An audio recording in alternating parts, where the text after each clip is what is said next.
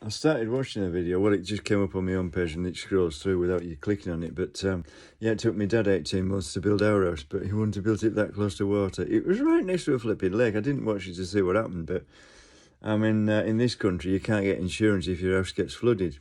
My brother's house is right at the end of the street of the street he lives in, but the houses down the street got water and he can't get insurance now. It's very expensive. It didn't come into his house, but they take that into account now. And it was only a one-off flood, was that anyway? It was only sort of weather, wasn't it? It wasn't really global warming or whatever. But yeah, they used to say to me, Dad, your house will never be flooded because you're on top of a flipping hill. Well, Dad wasn't deaf because the village he lived in, yeah, there was a beck or a stream, as you call them elsewhere, right through the green in the middle of the village, and it used to flood. And Dad used to have to go and live upstairs when he was a kid, because he remembered that he wasn't going to live in a place like that. I mean, somebody said to me, we're walking down that village because it's a nice village.